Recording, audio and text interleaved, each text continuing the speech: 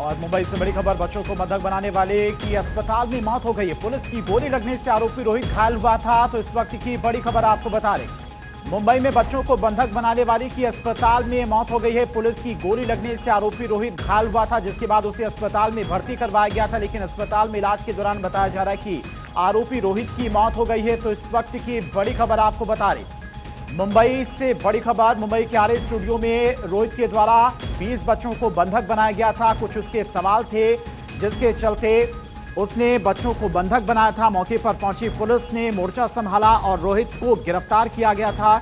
इस दौरान बताया जा रहा है कि रोहित के पैर में गोली भी लगी थी, जिसके बाद उसे अस्पताल में भर्ती करवाया गया था, लेकिन इलाज के दौरान आरोपी की मौत हो गई है।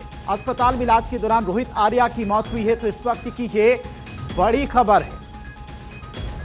तो मुंबई से इस वक्त की बड़ी खबर, आरए स्टूडियो में 20 बच्चों को बंधक बनाया गया, जिसके बाद मौके पर पुलिस प्रशासन की टीम तैनात है। सत्यप्रकाश इस खबर पर लगातार हमारे साथ बने हुए हैं, पल पल की अपडेट हम तक पहुंचा रहे हैं। सत्यप्रकाश, आरोपी की मौत हो गई है, खबर कुछ और है, मामला कुछ बड़ा इसमें दिखाई दे रहा है। सत्यप्रकाश, बिल्कुल, देखिए, आरोपी रोहित आर्या की मौत हो गई है, क्योंकि पुलिस की तरफ से जवाबी कार्रवाई में उसे एक गोली मारी गई थी, जिसमें बताया जा रहा था कि कमर के नीचे गोली मारने का प्रयास मुंबई पुलिस ने किया था, लेकिन उसके कंधों पर साथ यह गोली लगी है। उसके बाद उसे मुंबई के जो है स्टार हॉस्पिटल में ले जाया गया, जहां पर उसकी मौत हुई है।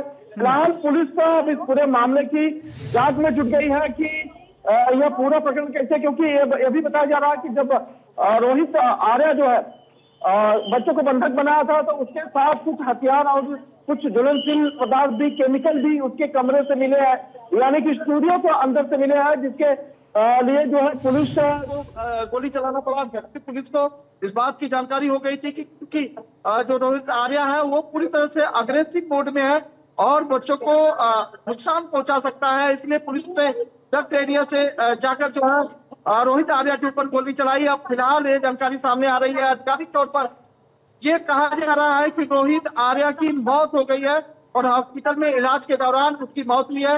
गोली लगने से उसकी मौत हुई, इस तरह की जानकारी सामने आ रही। सत्यप्रकाश, जिस तरह से पुलिस के द्वारा कार्रवाई की गई है और मैं जैसा जिक्र भी कर रहा था कि ब्लैक कैट कमांडो मौके पर तैनात किए गए हैं, तो मामला कुछ ज्यादा बड़ा और गंभीर दिखाई दे रहा है। हालांकि इस बात की भी जानकारी सामने आई थी कि जो आरोपी था उसके पास कुछ केमिकल भी थे और स्टूडियो को आग लगाने की उसके द्वारा कोशिश की जा रही थी, लेकिन मुठभेड़ हुई थी, उसे अस्पताल में भर्ती करवाया गया था, लेकिन अब मौत हो गई है। कई सारे सवाल उठते हैं इसको लेकर। बिल्कुल, पुलिस ने देखिए बहुत लंबे अरसे के बाद इनकाउंटर जैसे शब्दों का इस्तेमाल मुंबई पुलिस के द्वारा किया गया है, तो पुलिस ने जवाबी कार्रवाई में आरोपी आर्या का इनकाउंटर किया है, इस तरह की जानकारी सामने आई। हालांकि पुलिस ने पहले बहुत देर तक समझाने की कोशिश की थी रोहित आर्या को, लेकिन रोहित आर्या ने पुलिस की बात नहीं मानी, बार बार वो कहता रहा कि उसे जो है दीपक केसरकर से बात करवाइए, उसके सवालों का जब तक जवाब नहीं मिल जाता तब तक वह नहीं बच्चों को छोड़ेगा। इसलिए पुलिस को इस बात की भी जानकारी लग गई थी कि अंदर जो स्टूडियो है, स्टूडियो के अंदर कुछ ज्वलनशील पदार्थ और केमिकल्स के अलावा कुछ हथियार भी रखे हुए हैं, जिससे पुलिस जो है सकते में आई और पुलिस को जो है बच्चों की जान माल की सुरक्षा के लिए जवाबी कार्रवाई करनी पड़ी, जिसमें जो है रोहित आर्या घायल हुआ, उसे मुंबई के सिविल हॉस्पिटल ले जाया गया, जहां पर उसकी मौत हुई है। इस तरह की जानकारी सामने आ रही है। फिलहाल आधिकारिक तौर पर अब पुलिस जो है इस पर बयान देने की बात जरूर कर रही है, लेकिन बहुत बड़ा ये मामला सामने आया है क्योंकि 4 दिन से ऑडिशन चल रहा था, 100 से ज्यादा बच्चों ने ऑडिशन किए भी है। एलएनटी जैसे हाई प्रोफाइल स्कूल के बच्चे ज्यादा थे, उसमें एक सीनियर सिटीजन और एक सिविलियंस भी मौजूद था। 17 बच्चों का भी थोड़ी देर पहले ही जो है यहाँ आरए स्टूडियो से रेस्क्यू किया गया है, उन्हें हॉस्पिटल ले जाकर उनके परिजनों को जो है उनके हवाले किया गया है। तो कहीं कहीं इस पूरे प्रकरण में और भी नया मोड़ आ सकता है, क्योंकि ये पूरा प्रकरण अकेला नहीं हो सकता है।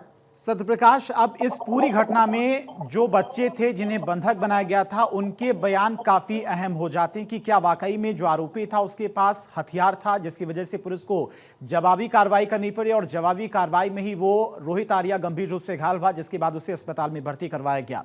अब बच्चों के बयान यहां पर बेहद अहम हो जाते हैं। साथ ही अब रोहित आर्या की तरफ से एक वीडियो भी जारी किया गया था, उस वीडियो में भी कहा गया था कि वो कोई आतंकवादी नहीं है, ना ही कोई किसी को नुकसान पहुंचाना चाहता है, उसके बस कुछ सवाल हैं और उन सवालों के जवाब वो चाहता है। बिल्कुल, देखिए रोहित आर्या का वीडियो यह साफ जाहिर करता है कि उसे जो है पैसे नहीं चाहिए और वो कोई क्रिमिनल्स नहीं है, कोई आतंकवादी नहीं है, लेकिन उसके कुछ सवालों के जवाब चाहिए। अगर वो जवाब नहीं मिलता तो वह प्रभाव जो है बच्चों के ऊपर भी पड़ सकता है। हालांकि वह आत्महत्या करना चाहता था, लेकिन उसने यह प्लान बनाया कि बच्चों को अगवा करके अगर प्रशासन जब ये पूरी घटना हुई उस समय आप कहाँ पर थे और जब आप यहाँ पर पहुँचे तब आपने क्या कुछ देखा? बच्चे अभी कहाँ पर है? बच्चों को रेस्क्यू कर दिया गया? अभी हम लोग जब आए थे तब बच्चे अंदर ही थे। वो आदमी भी जो आर्या करके था वो भी अंदर ही था। क्रिमिनल जो भी था वो भी अंदर ही था, लेकिन जब पुलिस वाले ने हम लोग को अंदर नहीं जाने दिया, पुलिस वाले ने अपना काम किया और उनको बाहर लिया। पहले जो आर्या करके आदमी है ना उनको बाहर लिया, उसके बाद अभी बच्चे लोग को अभी सेफ निकाला है। जो आदमी था अंदर जिसने वीडियो बनाया और जिन्होंने बच्चे को अपहरण किया, वो क्या इस समय मौजूद है अंदर? उसको निकाल नहीं। ठीक है, सत्यप्रकाश लगातार हमारे साथ बने हुए हैं। ये वो लोग थे जिनके बच्चे किडनैप हुए थे, अगवा हुए थे, उनके पेरेंट्स हैं जिनकी तरफ से पूरे घटनाक्रम के बारे में बताया गया है। सत्यप्रकाश, देखिए जो पेरेंट्स थे उनकी तरफ से भी पूरे घटनाक्रम को लेकर जानकारी अब निकलकर सामने आ रही कि किस तरह से पुलिस की तरफ से पूरे ऑपरेशन को अंजाम दिया गया और बच्चों को सबसे पहले सुरक्षित स्टूडियो से बाहर निकाला गया और उसके बाद कार्रवाई शुरू हुई। उस मुठभेड़ में रोहित आर्या को गोली लगी, जिसके बाद उसे अस्पताल में भर्ती करवाया गया है।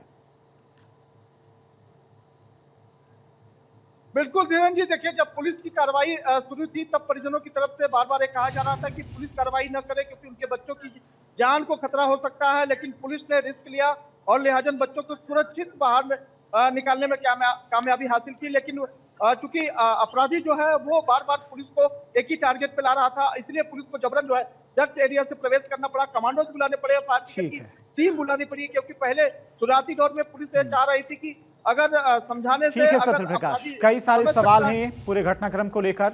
पुलिस की जांच के बाद ही साफ हो पाएगा कि असली मकसद क्या था इससे पूरे घटनाक्रम में अपहरण कांड को लेकर। फिलहाल बहुत बहुत शुक्रिया आपका तमाम सारी जानकारी के लिए।